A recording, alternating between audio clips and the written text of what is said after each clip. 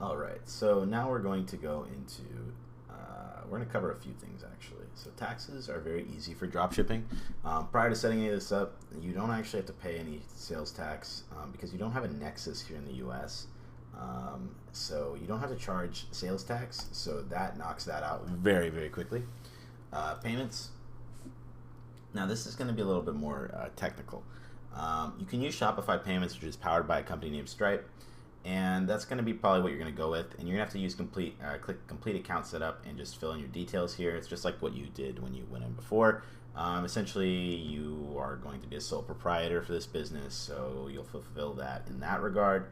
PayPal, I'm sure you've heard of PayPal, and a lot of people might want to jump on PayPal immediately. There's a couple things you need to know when you're doing this business model before you get into it, and that is going to be that PayPal is not really friendly of dropshipping unless you really are unless you know what to do. So if you don't do this, I'm not responsible for if PayPal delays your funds.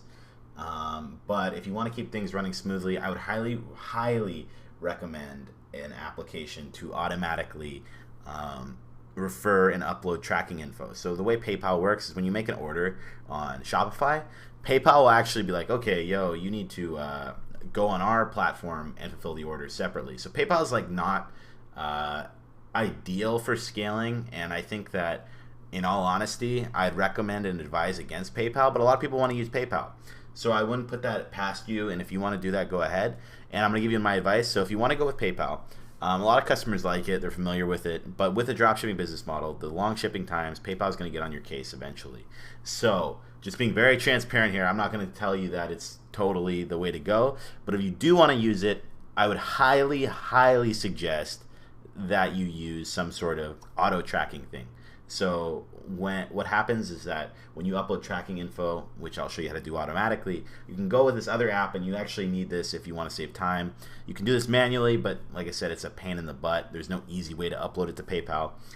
There's an application that'll also give you integration. So whenever you upload a tracking number to your orders, it will automatically upload it to PayPal itself. So that's going to save you time and just like pulling out your hair.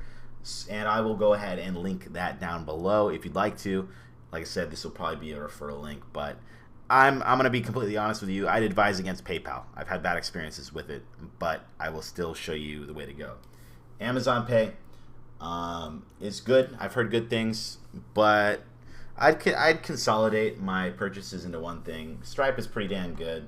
If you're not in the US, you can use something called 2Checkout, which is great for countries outside of the US for just doing this in general. So if you're not in the US and you can't use Stripe for some reason, I would highly recommend Shopify payments or 2Checkout. So now that we have done that, you don't really need any manual payment methods, alternatives. That's like cash or money order. You can also accept Bitcoin.